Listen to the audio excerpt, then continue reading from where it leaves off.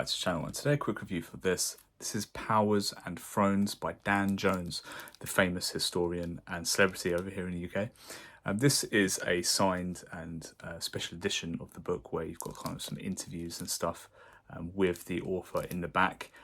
If you can get hold of this kind of copy signed like this one is, obviously that's fantastic, but this is much easier to find in paperback. Though it is quite a large novel. I would say novel, it's a non-fiction book at the end of the day. This was 700 pages in hardback, about 285,000 words. That takes a little bit of time to read, especially non-fiction. It took me about 11-12 days, so less than 2 weeks. But I would say, pace yourself, make sure you're absorbing the information with a book like this. I'm a slow reader, so most people will probably read this over the space of a week, but it is a very, very large book all the same. Now, again, it's a history text, and this really covers a very large period of history, 1100 years pretty much to be exact, from around kind of 370, 400 AD right up to the kind of like 1560s. So effectively the fall of the Roman Empire, all the way up to and including the Renaissance, and that is effectively the Middle Ages or the Dark Ages, whatever you want to call it. And that is a very large period of history to try and cover in one book, and that's kind of a strength and a weakness really of the book in general.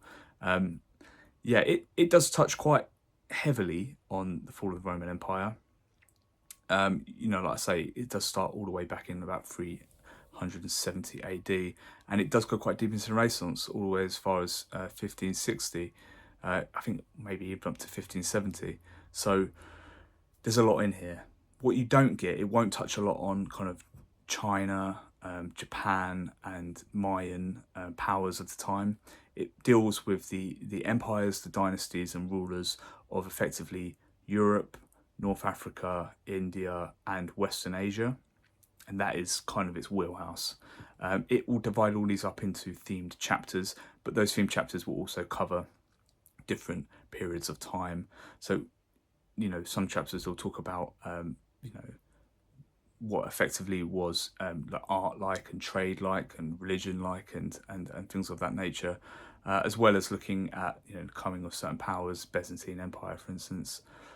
I enjoyed different chapters to varying degrees in here, and I think a lot of that has to do with, first, my interest in a topic from within this time period, but also Dan Jones's interest, or say his expertise in that said topic. I feel like Dan Jones has a lot of passion, or at least a lot of education around certain elements, whether it's the Byzantine Empire, the Templars, the Crusades, the kind of evolution of Christianity or like Islam through certain eras of the Middle Ages. I feel like that's where his real strengths are.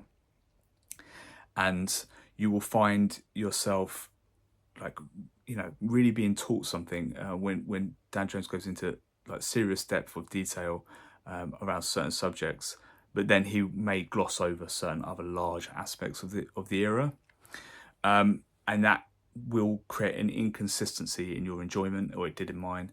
And especially, I think this is a book where it's really, really important to know what you're about to read. Now, I did not realise that this book would be covering 1100 years. I did not realise, I didn't look at the chapter headings before I started reading this. So I was caught a little bit unaware. I should have done my research before I started reading this, but I certainly did enjoy it. It did teach me quite a bit.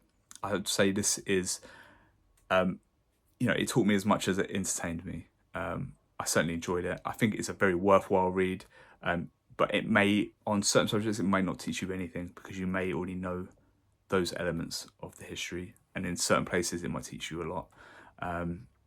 So yeah, it's a very broad spectrum look at 1100 years of history, and I'd actually give it a 3.6 out of 5.